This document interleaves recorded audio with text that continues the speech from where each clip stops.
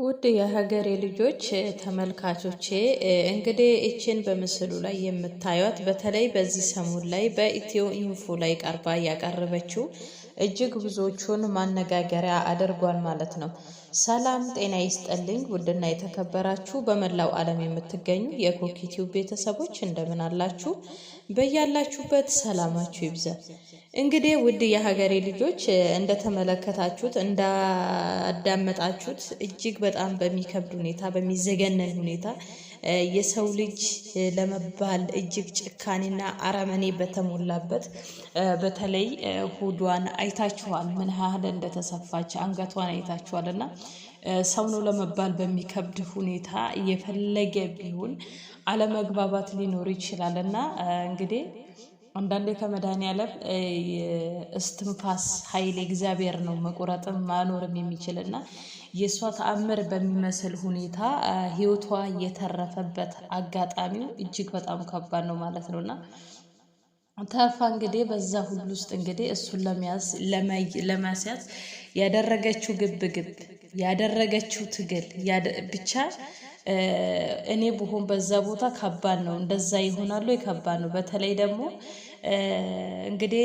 የስራውንም እንደተናገረች ፖሊስ ነው ብላለች። በተለይ ፖሊስ ማለት ለሀገሩ ታማኝና ወገኑን ከጭካኔ የሚጠብቅ እንጂ ጭራሽ በሴት ልጅ ላይ ይሄንን የሚያደርግ ግለሰብ እጅግ ወንጀለኛ ጭራሽ እኔ ደግሞ ከሌላ ምንም የገረመኝ የለም።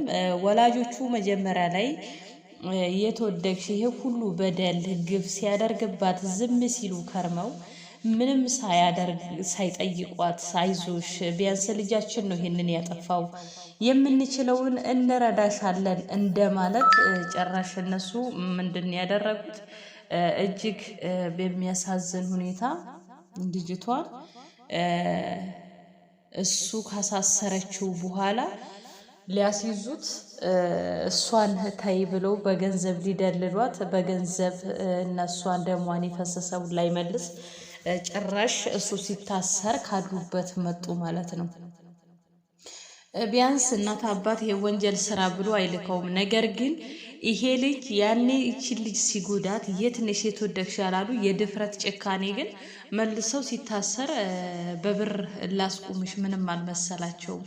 ሰው ርህራሄ ለሰው ልጅ በደንገጥ ርህራሄ አጥቷልና መጨረሻ ላይም ቢሆን ከአጠገቧ ታግላ ደጋግ ሰዎች ከጎኗ በመሆኑ እንግዲህ አሁን ላይም በቁጥጥር ስር አውለዋለች። ይሄንን ልለም ወደው ለምንድነው ብዙ ጊዜ በሀገራችን የሴቶች ጥቃት እስከ ወንጀል የሚሰራ አሲድ መደፋት የመገደል በጩቤ መወጋት ይሄ አዲስ አይደለም። ስለዚህ የማዳግም እርምጃ የማዳግም ፍርድ ቢፈረድ ሴት እህቶቻችን ለዚህም አንበቃም ማለት ነው። ስለዚህ አሁንም ለሴት ልጅ ያለው ህግ እኔ በጣም እጅግ የላላ የወረደ ነው ብዬ ነው የማስበው። ሁላችሁም እስቲ ያላችሁን ሀሳብ አስተያየት አስቀምጡ። ምክንያቱም እቺ ልጅ በእርግጥ ትዕግስቷን አለማድነቅ አይቻልም። ከራሷ ጋር ያለው ሙጣ ውረድ ጭራሽ ደግሞ እንደፈለገው ይጠቀምባታል። እንደማትጠቅሙ ካል ከፈለግሽ ወተሽ ሂጂ ብሎ እንደፈለገ ይሸኛል። እንደ እቃ ከፈለጋት ያስገባታል፣ እንደፈለገ ያስወጣታል። ማለት ምን ያህል ልብ እንደሚሰብር እዩት። እና ዘመኗን ሁሉ አስለቅሰሃል። ይሄ ልጅ እንደው ሰው እንኳን ባይፈርድበት መድኃኒዓለም ይፈርድበታል። ምክንያቱም የሰው እንባ ካለባችሁ መቼም ሰው አትሆኑ። ምክንያቱም የሰው እንባ የሆነ ጊዜ ላይ ጠብ ካለ መልሶ እንደሚያቃጥላችሁ ባትዘነጉና ለሰው ልጅ ማልቀስ ለሰው ልጅ ማዘን ምክንያት ባትሆኑ እላለውኝ። የኢትዮጵያ ሕግ ላይ ያለው በተለይ ለሴቶችና ለሕፃናት ላይ ያለውን ሕግ ጉዳይ እጅግ ቆፍጠን ያለና የማዳግም እርምጃ በተለይ ያንን ውሳኔ ሲያስተላልፉ ሕዝብ የሚያውቀው ቢሆን ዳግም በየቀኑ የሴት ልጅ ጥቃት ይቆማል የሚል ሀሳብ አለኝ። እንግዲህ ይህንን መልእክት የምትሰሙ ሁላችሁም የራሳችሁ በተለያየ ሀሳብ ስጡ፣ ቪዲዮ ስሩበት። አሁን ቲክቶከር ትልልቆ ቲክቶከሮች የት ናችሁ? የት ነው ያላችሁት? ሌላ ወሬ ከምታራገቡ ለምን የዚህ ልጅ ድምጽ አይሰማም? በትክክል ፍትህ እንድታገኝ ለምን አይደረግም እላለሁ። ስለነበረኝ ቆይታ አመሰግናለሁ።